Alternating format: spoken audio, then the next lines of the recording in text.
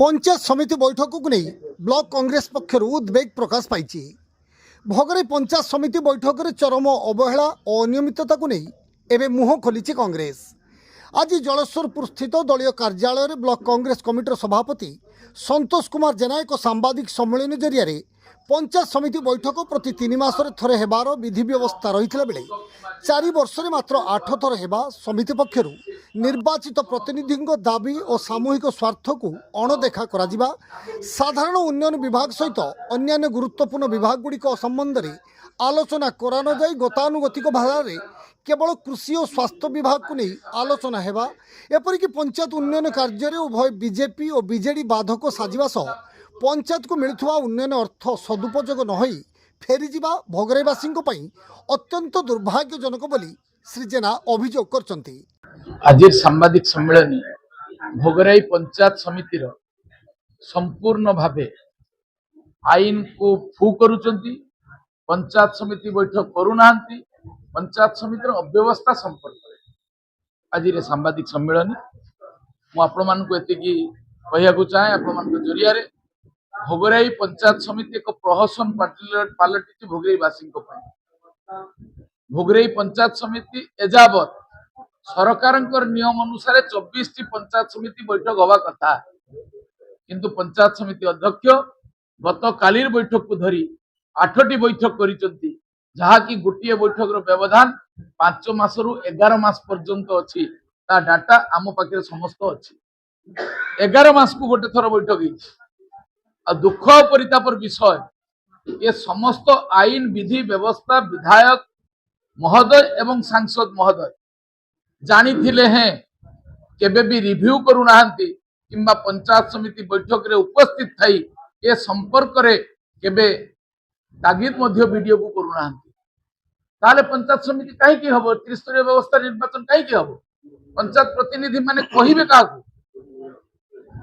एवं ताठू बड़ चतुरतार विषय 8 थर बैठक हेले ही कोटी कोटी टंका कार्य होउतवा उन्नयन विभाग केबे पंचायत समितिर पर्यालोचना रे प्रथम किंबा द्वितीय आसे नहीं से विभाग पे 5 मिनट 10 मिनट रो समय थाए एजावत बहुत विभाग को भोगराई पंचायत समिति आह्वान करिनी किंबा सुजोग देइनी जथा tourism department lift irrigation agriculture agro soil conservation ये समस्त गुरुत्वपूर्ण दायित्व विभाग को मध्य केबे भी दिया गला नहीं भोगराई पे एक लज्जा भोगराई सुयोग्य संतान डॉक्टर एमएन दास मनमथ दास राज्यसभा सदस्य जहां प्रचेषार यात्री निवास तैयारी होता अनेक लोक उपकृत होते चंदनेश्वर को आसुवा यात्री माने से यात्री निवास आज ताला पड़ी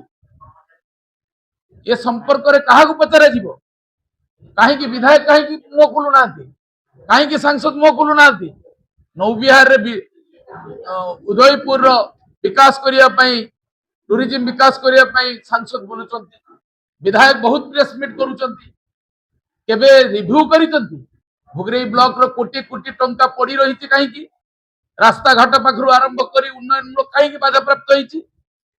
कार्यर मान संपर्क में आपको कहूँ चलतु देखा देहुर्दा पंचायत बनाबशाला अंगनवाड़ी को किमिति भाव प्लास्टर न भितर रंग मरा हो बंद करा राति अधिया अंगनवाड़ी केन्द्र तैयारी होउची अधा पैसार कार्य हो 30% 40% कार्य ही आत्मसात होउची ए बाबद रे प्रश्न जते उठिबो पीआरआई मेंबर उठेबे चेयरमैन महोदय एजेंडा रे 9 आउ 10 रे रखुचंती यार प्रतिवाद रे भोगराईवासी को अवगत करिया पे आज कांग्रेस समस्त को नमस्कार। यह सांबादिक सम्मेलन में अन्य मध्य जिला कांग्रेस कमिटर उपसभापति गोपबंधु महापात्र ब्लॉक कमिटर कार्यकारी सभापति प्रदीप कुमार नायक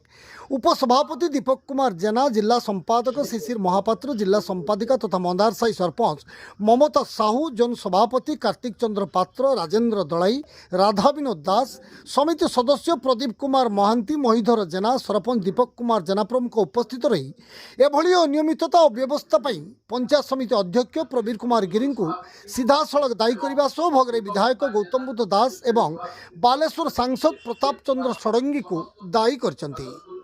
बालेश्वर जिला भोगराई स्वरित सपन पंडा रिपोर्ट जीटीवी ओडिया।